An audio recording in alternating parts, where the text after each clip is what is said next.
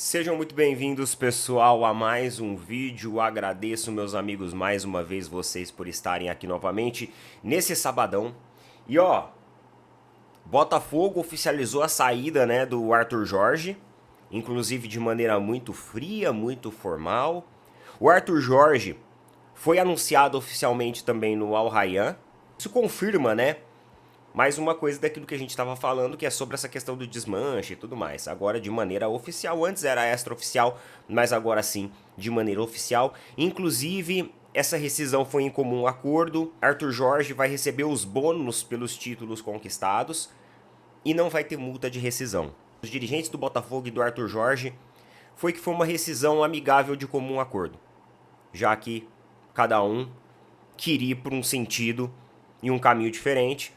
Então eles fizeram essa rescisão amigável. O custo, né, que o Botafogo terá vai ser o custo da bonificação pelos títulos ao técnico Arthur Jorge, que já iriam ser pagos de qualquer forma mesmo. Bem, meus amigos, o Botafogo coloca propostas na mesa.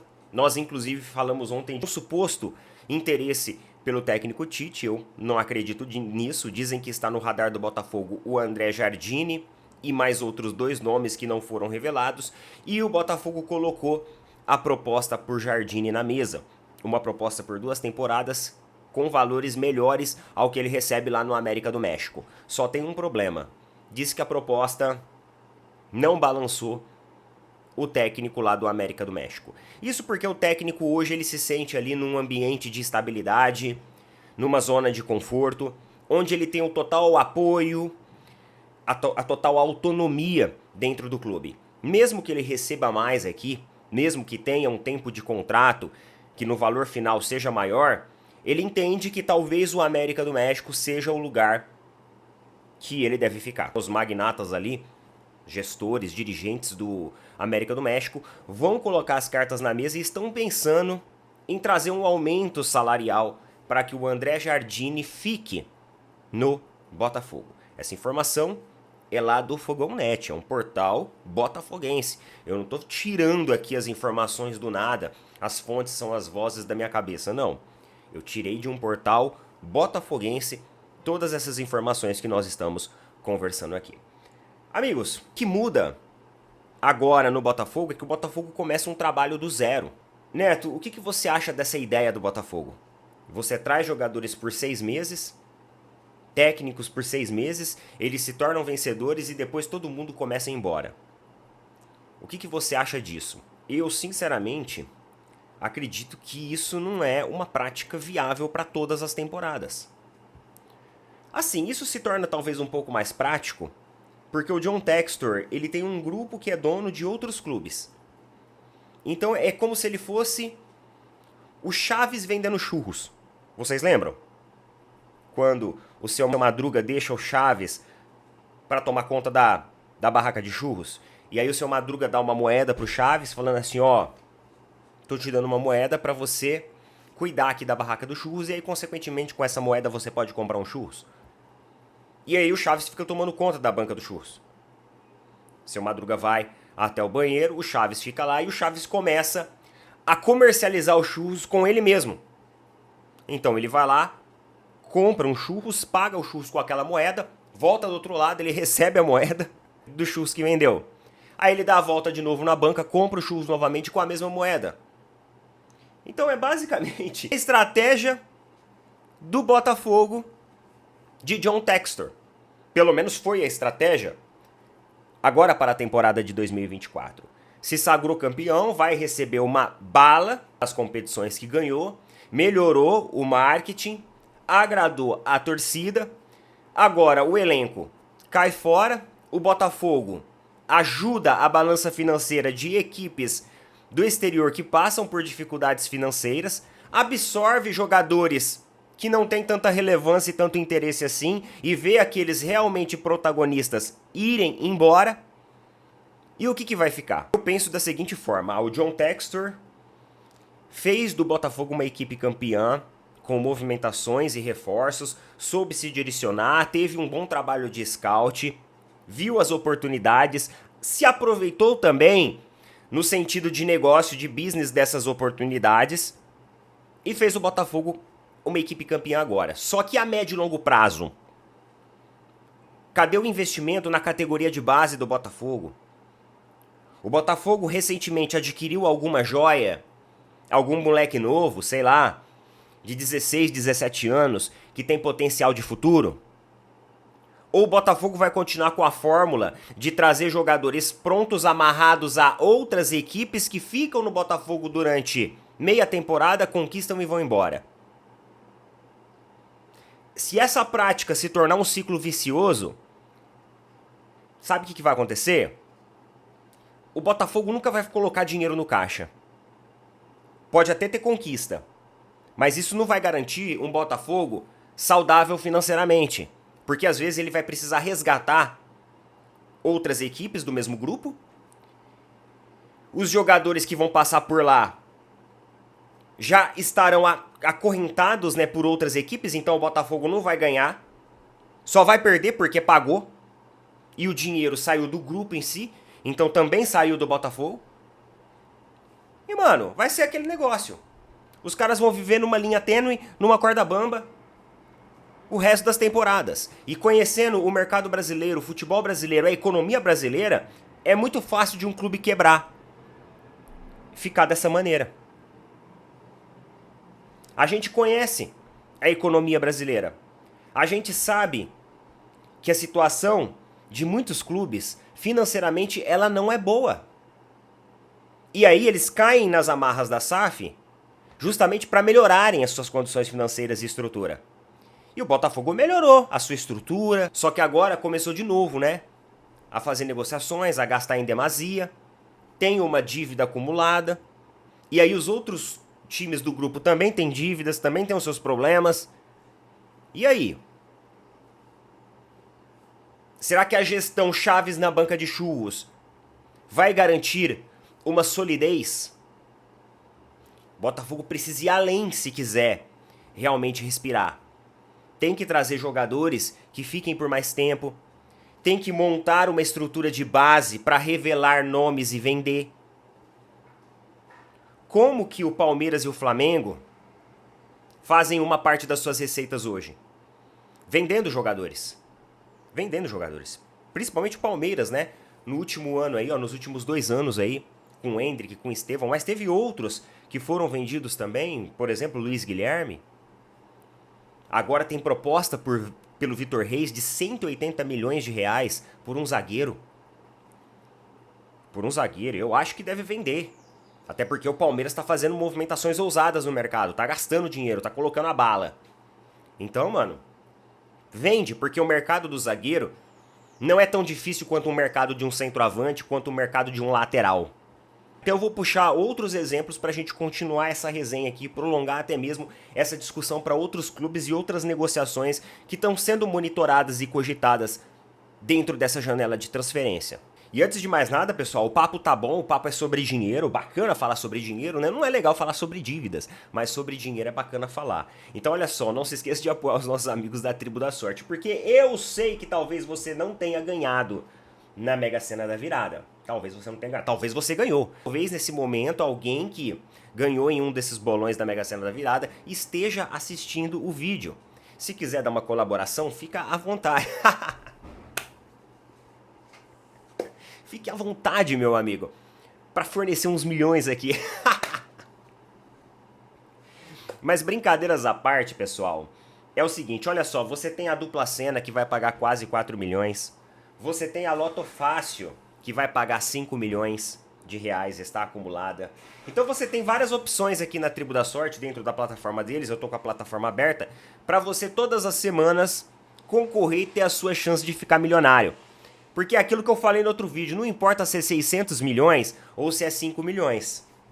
Se você ganhar uma grana, se você ganhar, vamos lá, mano, se você ganhar 1 milhão amanhã, tu não vai ficar feliz? Qualquer um vai ficar feliz, mano. Do jeito que tá a coisa, rapaz, pode ser 100 conto, tá ligado? Se ganhar 100 conto já tá valendo.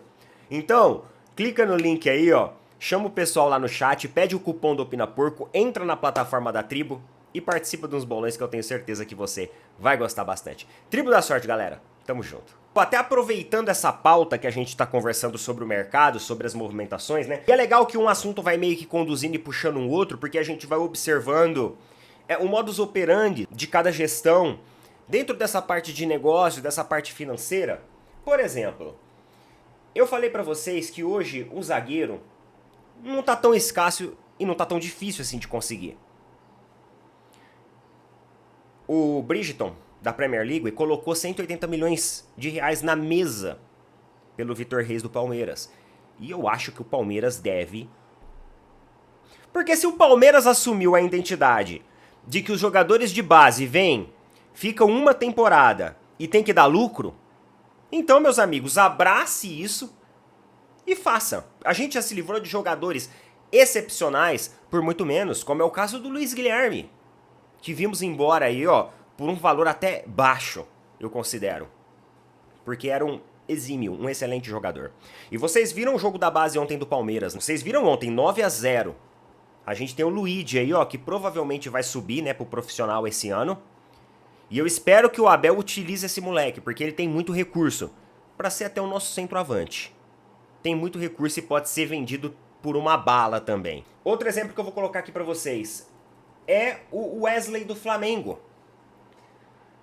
Só que aí o Wesley hoje ele está numa posição que tá muito escassa no futebol brasileiro e até no futebol mundial, tá?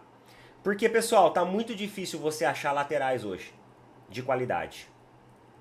E o Flamengo recebeu propostas aqui, ó, de 22 milhões de euros, 140 milhões de reais pelo Wesley. Só que o Flamengo bateu o martelo que não vai vender o Wesley.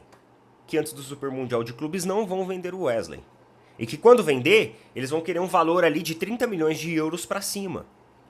Até porque a gente sabe que bons laterais tá difícil. E não é só no futebol brasileiro, como eu falei, galera. É em outros lugares também, tá? O lateral tá meio assim, pra você achar um bom, ele vai custar caro. E o Flamengo enxergando isso, recusa qualquer tipo de sondagem, bate o pé no chão e fala assim, ó, a gente não vai vender ele agora. E na minha opinião, o Wesley é um dos melhores laterais em atividade do futebol brasileiro. Ele teve uma evolução absurda. Talvez foi o atleta que mais evoluiu na temporada passada. Talvez foi o atleta que mais demonstrou esse caráter de evolução. Todo mundo sabe que ele atrasava muito na volta, comprometia muito o sistema defensivo, principalmente quando a equipe adversária abusava um pouco de velocidade e profundidade. E ele, inclusive, contratou uma consultoria para avaliar aonde taticamente ele poderia melhorar e quais que eram as principais carências na atuação dele. E ele melhorou demais com isso. O cara tirou dinheiro do bolso dele e investiu nele mesmo para valorizar o seu passe como jogador. E hoje eu vejo ele muito próximo, com um pé muito próximo de uma convocação da seleção brasileira. E merece. Tem velocidade, tá sabendo fazer a volta, não tá mais comprometendo o sistema defensivo, como comprometia antes, ganhou mais segurança. Então, assim, é um jogador bem completo e que tá numa posição hoje escassa. Agora, o Vitor Reis, ele é um zagueiro. É por isso que eu falo pra vocês. Além da proposta pelo Vitor Reis ser melhor financeiramente, ele é um zagueiro. E zagueiro, cara, a gente consegue achar bons zagueiros. Você viu aí, o Botafogo trouxe bons zagueiros. Então, vende. Vende o moleque. Eu vou colocar agora pra vocês um vídeo do Rica Perrone. E ele tava falando sobre a estratégia do Palmeiras para 2025 que tá copiando, né? Copiando o Flamengo. Eu vou colocar pra vocês aí, que ele fala um pouquinho de Palmeiras, Flamengo, Botafogo, bem rápido. E aí a gente já volta pra eu colocar também as minhas complementações a respeito disso. Bora lá. Um dinheiro grande, tem um bom treinador, tudo funcionando no Palmeiras, uma base muito forte. Tem a perda do Estemo, como perdeu o Ender, que o Palmeiras entendeu que era hora de repor pela primeira vez nos últimos anos sem a base. O Palmeiras tem feito a reposição invariavelmente com a base, apostado e feito dinheiro.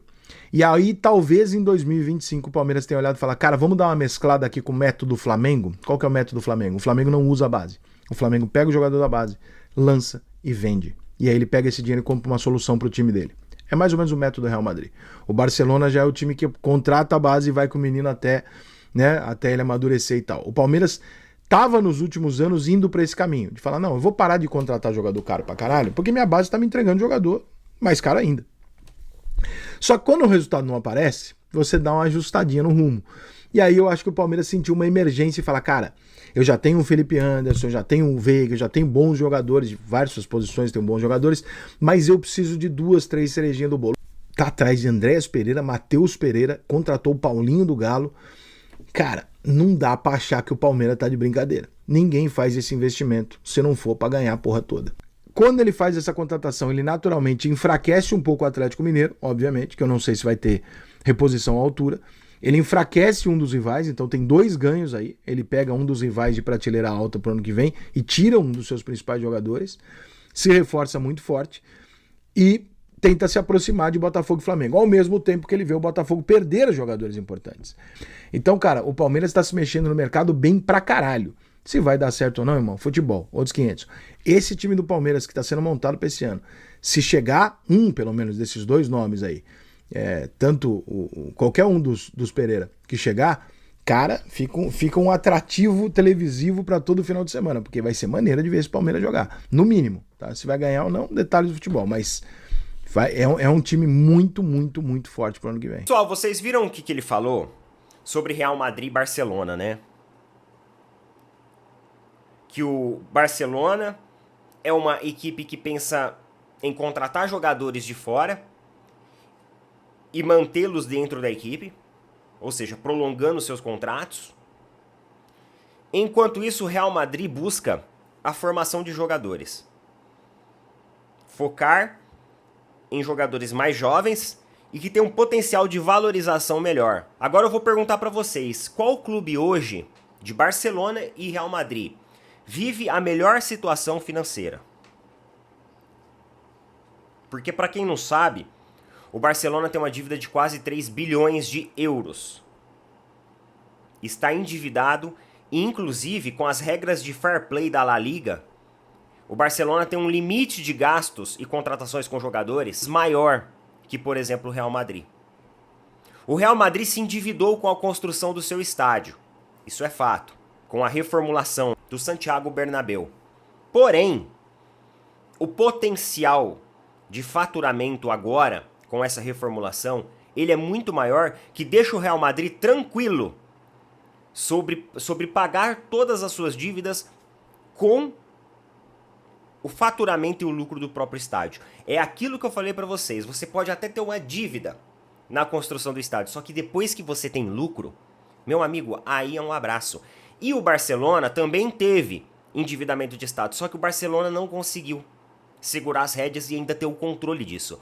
O Real Madrid já garantiu que as dívidas não vão impactar em nada as contratações da equipe, que inclusive essas dívidas já estão sendo pagas, já estão sendo todas pagas, até porque o Real Madrid é o primeiro clube a ter 1 bilhão de euros em receita. Foi o primeiro clube da Europa a chegar em 1 bilhão de euros em receita. E o Barcelona não está conseguindo fazer isso. Por quê? Porque os pensamentos são distintos. E aí, quando o Perrone ele fala sobre o Palmeiras, o Flamengo, né, e faz essa analogia com o Real Madrid, tem um fator aí que ele errou. O Palmeiras ele tentou fazer um misto de Real Madrid com Barcelona, só que se deu mal. Se deu mal. O Palmeiras ele não estava tentando apostar na base, até porque o Abel nunca abriu muita oportunidade para moleque de base. O Palmeiras levava uns moleques para base, valorizava, vendia, e aí ia atrás dos Jairzinho do 15 de Piracicaba, Rodriguinho do Penapolense, Marcinho Pirituba do Goianiense, e por aí ia. O Palmeiras começou a investir em jogadores baratos, só que isso fez com que o Palmeiras de 22 para cá se enfraquecesse. Quantos e quantos Jairzinhos Piritubas nós tivemos aí? Danilo Barbosa, Jailson, Navarro. Foram todos jogadores que foram contratados com a ideia de que assim, são mais baratos, né? O bom e barato. Vendemos um jogador da base caro e para ficar com um lucro positivo, vamos contratar o barato. É aí que o Palmeiras não fez o que o Real Madrid faz. É aí que o Palmeiras, por exemplo, não fez o que o Flamengo faz. Então, nesse ponto da análise do Perrone, não é que o Palmeiras usava jogadores da base. O Palmeiras achou que um time com jogadores da base ia ser suficiente e não foi. Não. O Palmeiras dá a linha rápido nos jogadores da base e tenta contratar jogadores meia boca. E aí não funcionou, meu amigo. O negócio foi por água abaixo. E agora, a água bateu na bunda e a dona Leila, seu Abel, eles têm que aprender a nadar. É por isso que o Palmeiras está fazendo essas movimentações dentro do mercado do futebol, com grandes nomes, Paulinho, Andreas Pereira, Facundo Torres, né? Aí ele fala sobre o desmanche do Botafogo também, que desmanchou, e o Flamengo continua ali, né? Com o seu elenco, vai ter o retorno de vários jogadores que estavam lesionados, que já são bons jogadores, e eu acredito que o elenco do Flamengo não precisa de muita coisa, tem as suas carências, mas o Felipe Luiz agora, ele consegue ter o controle maior e a gestão maior do clube para fazer isso. E aí eu vejo novamente o ano de 2025 talvez começando com o Palmeiras com um time bem reforçado e o Flamengo com a parte técnica, que era o que precisava, bem reforçada também. Então, Palmeiras e Flamengo novamente vão assumir esse protagonismo. E o Botafogo, ele é um ponto de interrogação. A gente não sabe, é técnico novo, é time novo. Tudo vai mudar lá dentro. Peguei um pouco aí do que o Perrone falou sobre o Palmeiras, entre aspas, copiar o Flamengo e seguir uma ideia meio Real Madrid e tirar essa ideia de Barcelona, né? Porque o Barcelona acabou depreciando demais o seu time. Folhas salariais aumentando com renovações contratuais de jogadores que estavam ficando velhos. E o que acontece, meu amigo, quando você compra um carro e os anos vão passando, esse carro vai depreciando. Então você, coloca dinheiro e o carro tá perdendo valor, É por isso que o mercado automotivo não é investimento, só é investimento para quem trabalha com ele. E não para quem utiliza os carros ali como lazer ou como ferramenta ali de trabalho e locomoção. Aí, pra gente, isso é um prejuízo, é por isso que é importante ser racional nessas horas. A mesma coisa aconteceu com o Palmeiras. Os jogadores foram depreciando, os contratos e salários aumentando, e agora o Palmeiras está colocando todo mundo na negociação para tentar se livrar de uns entulhos que estão ali. E não vai conseguir se livrar de todos, tá? Lamentavelmente. Bem, meus amigos, cara, eu acho que esse vídeo acabou estendendo além, era pra gente tratar até de mais assuntos, falar sobre mais coisas, só que o vídeo já estendeu e pra não ficar muito cansativo, a gente vai conversando, vamos ter tempo pra conversar, porque o mercado do futebol também muda de uma hora pra outra, então a gente vai ficar por aqui nesse vídeo. Eu agradeço mais uma vez você por estar aqui, coloca nas opiniões o que vocês acham a respeito disso, tamo junto, valeu, falou, bom sabadão pra todo mundo, mano.